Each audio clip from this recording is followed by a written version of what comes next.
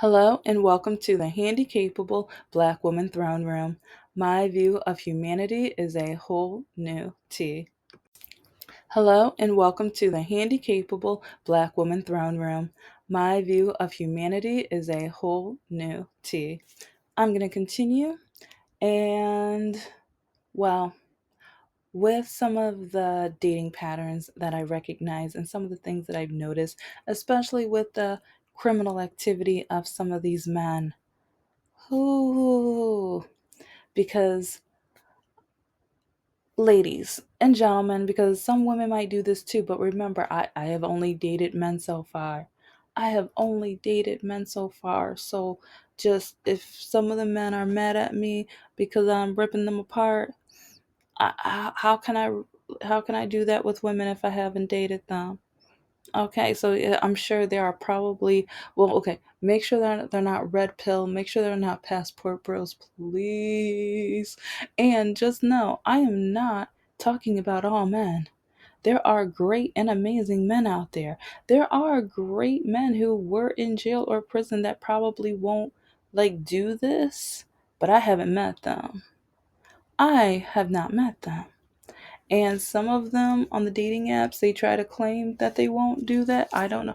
I after trying to date a few, and each one either I found all of them were continuing doing and that's the thing. And this is really what I want people to watch out for. Watch out for those red flags because your safety is at risk. Your freedom is at risk. And it's not Lifetime, but one of those kind of similar channels are the competitive Lifetime channels where they talk about women who risked it all for their criminal boyfriend, or the boyfriend was like, let's rob a bank, or let's go and do this shootout or whatever. And this young woman, most usually they were either nice and innocent and sweet, and the person you would have never thought would do this kind of stuff. Next thing you know, she's like, okay, honey, oh, how do you do this? Or how do you load this gun again? It's like, hold on, what? So I'm just saying, don't get yourself caught up in that. I know because I won't. And that's why a lot of men call me a loser. They call me boring and things like that. And I've shown you guys the screenshots. And in one, I remember I was live on stream, and oh, that's a funny thing. Being live on stream on Scout and Meet Me, a lot of criminals are going to be watching too. And sometimes, and that's the thing, I don't screenshot every message because I didn't know I was going to do I didn't know I was going to end up doing YouTube, and because I kept second guessing myself. Some of you guys already know when YouTube was first being created, I was interested because I wanted to talk about my poetry, talk about writing and books, and basically, I didn't know there was going to be a book too, but that's the kind of stuff I wanted to do. But my mom threatened that she was going to throw me out the house if she caught me doing it, or she was going to beat the absolute mess out of me. Yeah, and as a precaution, she did it once just to make sure that I knew that I better not do it. And then she called some of my family members saying if they saw me on YouTube to let her know so that she could, yeah, can have a part two. Hey, me. So anyway, I didn't know I was going to be doing the channel because I kept second guessing myself and things. And with some of the messages, I couldn't even believe. Some of these men, especially the ones that have been incarcerated, and the thing is, guys who have been incarcerated, I'm not talking about all of you. Okay, like I said before, some of you guys turned over a new leaf or learned your lesson. I hope. And if you haven't, just know you only have one life. And at your funeral, yeah, most people say that people say nice things and everything. But sometimes, well, let's just say with one of my novel series, Yeah, people are gonna kind of say some things at the podium, but then they're gonna, you know how, especially at black funerals, we have those, like, we have those eating sessions that we talk, and oh, they're gonna spill some tea. They're gonna spill some tea. Yeah, they're gonna tell the truth and everything, lay everything out. And some of them you're gonna find out either about mistresses and all types of stuff. Yeah. So at your funeral, yes, you can't control, you won't be able to control what they say, what they know, and what they're gonna tell. Even like, God forbid if it's your mom, because I know your, oh, if it's a mom that's like, or parents or anything like that, but like your cousins or anybody like that, your spouse, your kids, what, how are you going to leave this earth, and what message are they going to know about you after your passing, and what are they going to say about you? That's just something, just a little tea. And that's one reason why I try to make sure, especially having a disability and things like that, I want to be a positive impression. I want people to know that not only years ago, like for years, I volunteered for with the hungry and disability community and immigrants and things like that. But, and I'm a proud Democrat, progressive liberal. And so I want people to, like, when they talk about me, and like, even my the free babysitting I gave friends, or I don't know, it's just, I want people, I think for the most part, like some people hate me, but then when they hate me, they hate it that I finished my schooling, or they hate it that I, like, yeah, I don't know. It's like, yeah, now I'm kind of wondering, what are people going to say at mine? Because most of the hate are for good things. So, or they're gonna hate, yeah. And a lot of the men who say I'm crazy or they hate me, they hated me because like, yeah, a lot of it leads back to my goals, which is kind of interesting. But maybe I'll do, like, that'll be an interesting writing exercise to do. Like, what do you like, write a poem or a list of things that people might say. But this is like, you only have one life, and on your obituary, what are they going to say your accomplishments are? And yeah, present time don't doesn't count. And then even on a resume, you can't really, like, you don't want, I mean, they do ask, do you have any felonies and everything like that, but you don't put that on a resume. I'm just saying, just a lot of men either blame me or they say I'm crazy or boring, and it's because I'm not going to all of a sudden do some of the activities that they do or want me to, or that they want to do, or they're trying to plan to do. And that's not my life. That's not what I want on my obituary. That's not what I want to be remembered for. And I never want people to either not trust me or fear me, or like think that I am not worthy of their company, because it's like, or second guess me. I never want that. And while, even before I dated Mr. No Heart, there were some guys who I didn't even know about their criminal history. There was this one Italian redhead guy. I forgot his name, but I remember I met him, I think at a, while I was working a promotion, he gave me his number. And because at first I was just like, "Oh, you date chocolate? You like the chocolate women?" I was like, yeah, because I was like, you don't. And he was just like, hey, I'm an Italian man with red hair, and he said, oh my gosh, he said one of the like, and this is like, I just talked about catcalling, and it's like, if a guy does it right to make where she can make a woman laugh, because there's authentic catcalling and there's perverted, you better shut your mouth, leave me alone, you have no business being in public, because of the how disgusting and cruel and just profane your mouth is, or the words that coming out of your mouth, whatever. But it's like, and I remember he had like a suit on, like it wasn't like a suit, but it was kind of like a suit. And then he had himself together so well. Oh, he was pretty. Like, I would, like, he was a man that was like, he was so hot, he was pretty.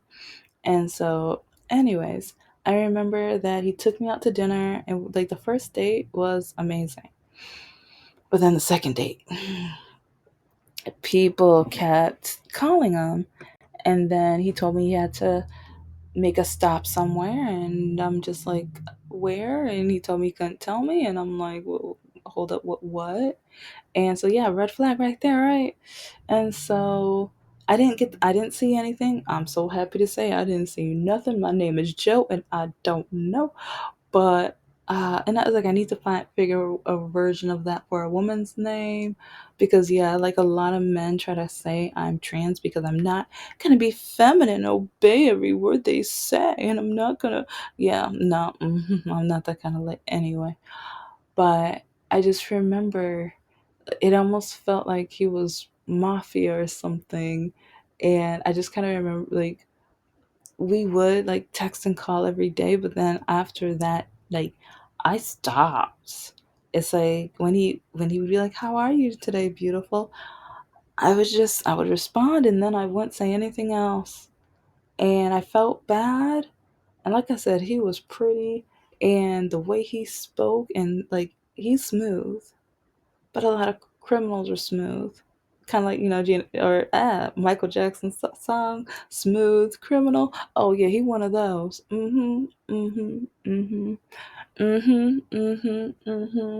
you won't even, like, but oh, he was so pretty. And yeah, I keep saying that because, oh, yeah. I would have made some real cute kids with him. I'm not even gonna lie. I am not going to even lie.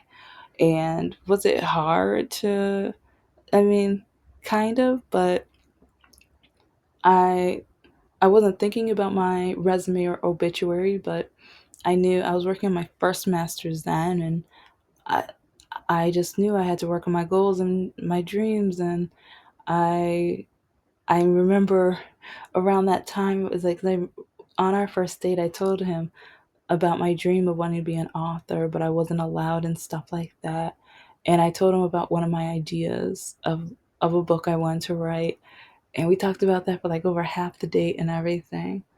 And I remember one of his last messages, because he already knew that I figured out what he, like, I didn't figure out, but I figured out that what he was doing was probably not going to be the best for me.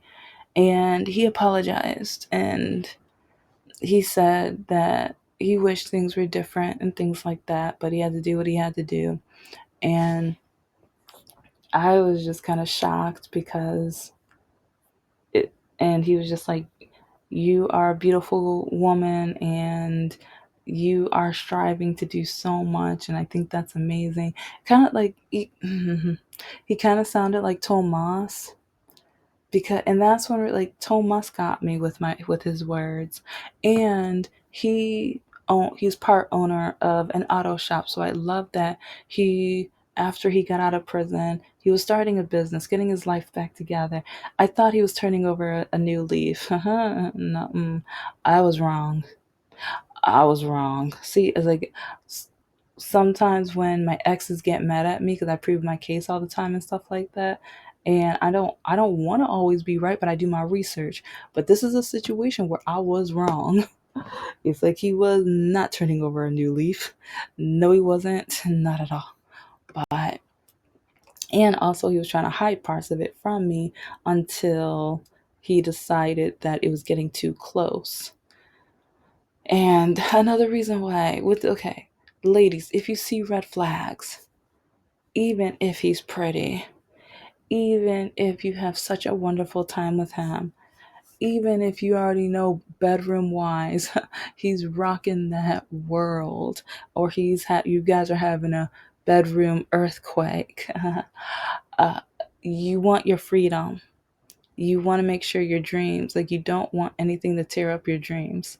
And this is one reason I recommend make a dream board, make a list of your goals and things. And I've said this in several episodes, but if you're going to go on a date with a guy, look at that list before. And then after the date, look at that list and see, does this guy fit with this? And oddly enough, a few days ago, I saw a video, and it was of a woman.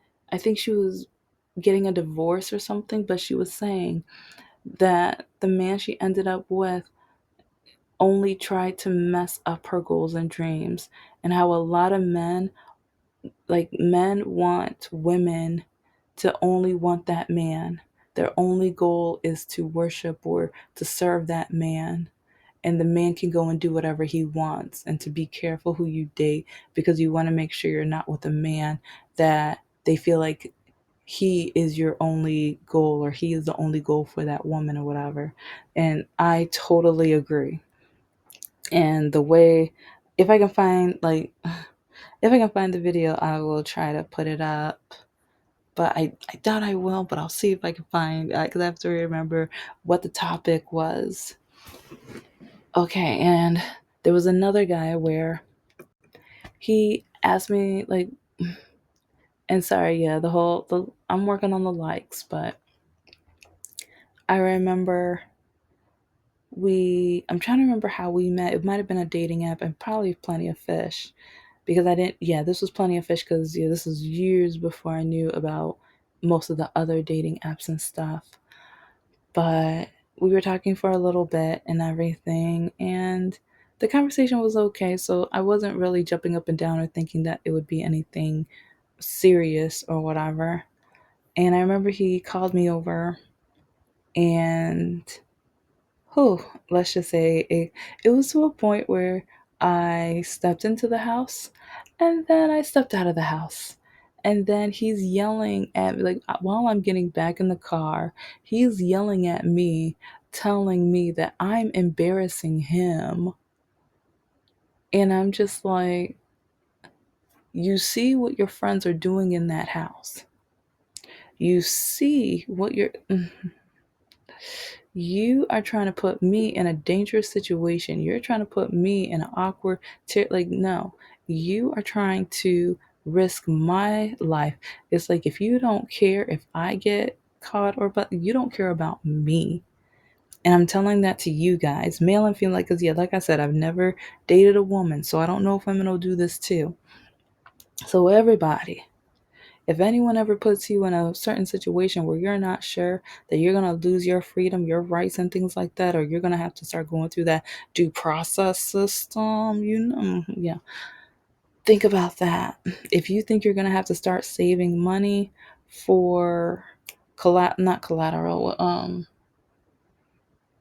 dang it, it's like, and I've been watching camcorder, court cam, all like, I should know this. I should know this word.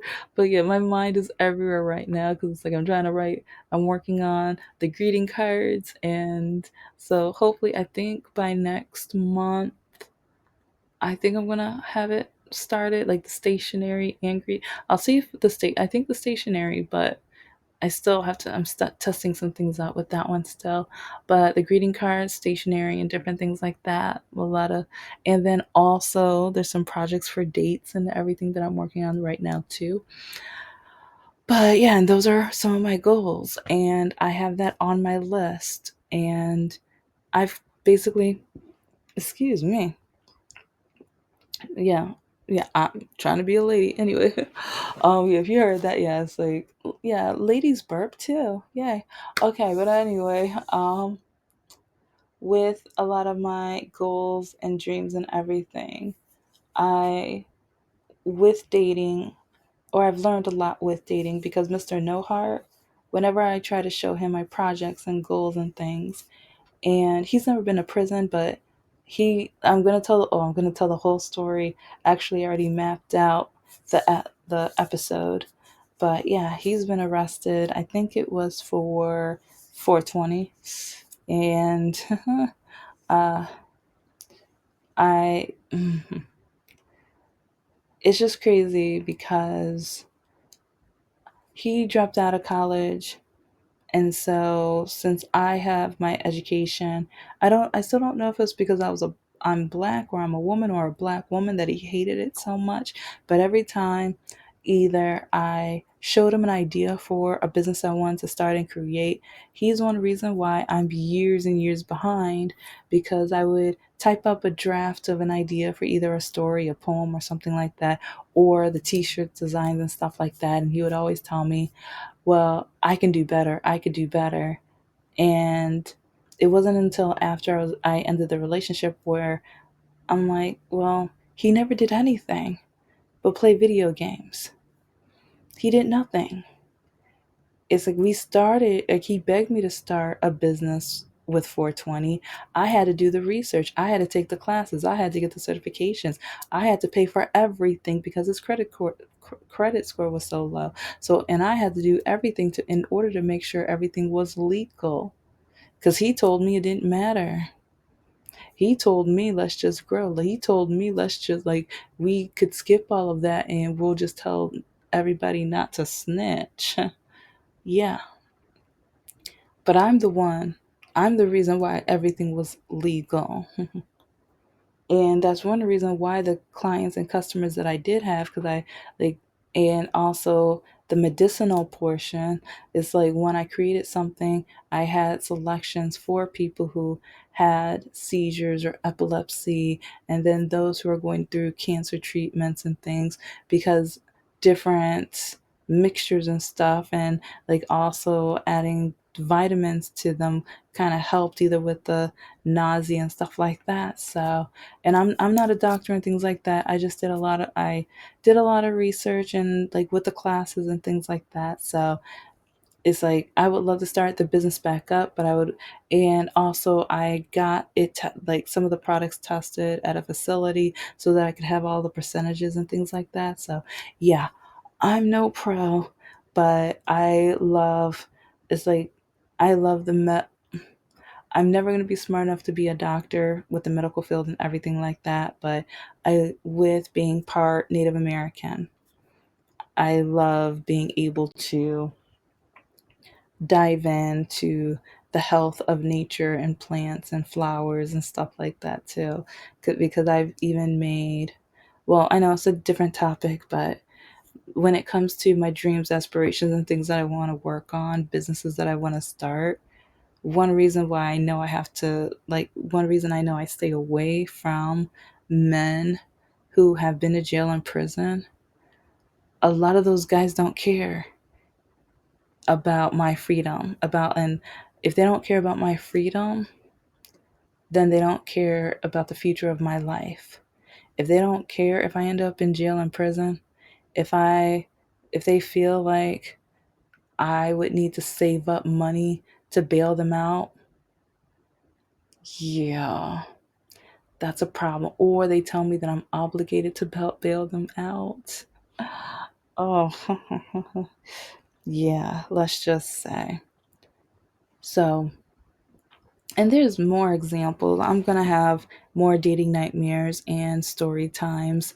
And you won't believe, especially some of the men who have been to prison who tell me real men have been to prison. Because, yeah, this is reminding me of some of them, like the amount of messages I get from men, how sensitive men who have been in prison and jail are. And the thing is, I still try to be like, okay, maybe it depends on the crime. Because if it's a white collar crime, or not white collar, well, yeah, like one of those simple, like okay, if it's a non-violent crime, then maybe like, but at the same time, what, like those are the easier crimes to hide or whatever, or the ones that'll shock me, or if he tries to forge my signature, next thing I know, I'll be like, mm-mm. So yeah, even with that, I'm like, no, no, because I just on court cam, I just saw there was a guy who he was embezzling money from the state or government, whatever, and then his wife found out. But oh, did the wife tell? Mm-mm. I think they had almost like a little over a $500,000 to $1 million. She went on cruises and trips and got fancy cars. She was just like money, money, money, money. Yeah, you know, yeah. I don't sing, as you can tell, but she was in that money. It's like it reminded me of, let's see, Monty Max or some things like from Tiny Toons. He was like the little white boy who like he was just money hungry and everything, and yeah, and then with Ducktales and stuff. Or yeah, it's like Donald Duck's uncle and everything. Oh my gosh! But anyway, now yeah, I'm thinking about cartoons right now. It's like, oh, I want to do a talk on that new Netflix anime. Yes, I'm off topic, but remember, my YouTube channel is as messy as my life. I haven't said that in a while, but yes, it's still as messy as my life. But it's called Devil May Cry. Oh my gosh, that's such a good, like, oh my gosh, an amazing anime. Devil May Cry. And now there's going to be a season 2. I am so happy and excited. And yes, I love, if you haven't noticed, I love anime. Are you surprised? You shouldn't be. But at the end of the day, be careful. Look at the red flags. Look out for your safety.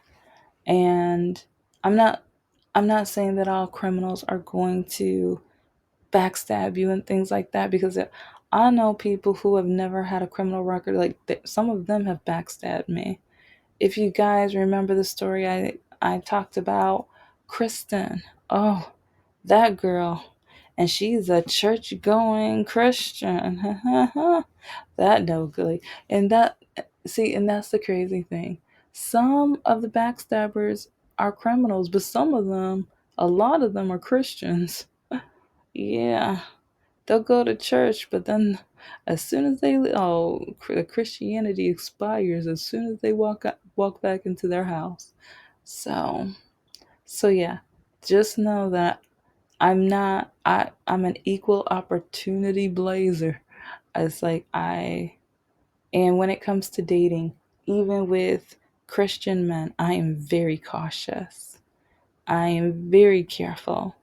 And because yeah, I remember I don't date conservative, Republican, MAGA men at all. No. And a lot of Christian men are conservative. There's no way. And I think I match better with spiritual. Because with a lot of conservative men, a lot of them love the same power as lot of men who have been in prison. That's one thing I have noticed. It's like with both demographics, it's power, and it's their going by their own rules. One is the rules of the Bible, and then they word it differently or morph it to the point where it's masculinity, and it makes them seem like they are of power, they are of demand, and things like that. And then you have the power of the law and the legal. But now in the US, they're trying to force the Bible into the law. Yeah, messy, messy. But yeah, it's like saying that's a history thing too, because I remember during 9/11, they were saying that they don't want to end up like a country that mixes their religion with their government. And they were saying this is America and we need to make sure that never happens. And this country will fall apart if that happens. Oh, but then 20 years, like, well, look at where we are now in Project 2025. Yeah. Okay, well, I will be talking more about court cam and also my ex with the whole criminal situation and everything. But just be careful. Look out for the red flags. Look out for your own safety and self and identity. Write the list of what you want to pursue in your life. Look at that goal. Whenever you go on a date, look at that goal. And once a guy says he's been in jail or prison, he might be different, but check, double check, triple check, because your life might be on the line, your freedom might be on the line. So, anyway, Thank you for listening to the Handicapable Black Woman Throne Room. I am a woman, I am of color, and I am handicapable. But most importantly, I am human, and you're human too.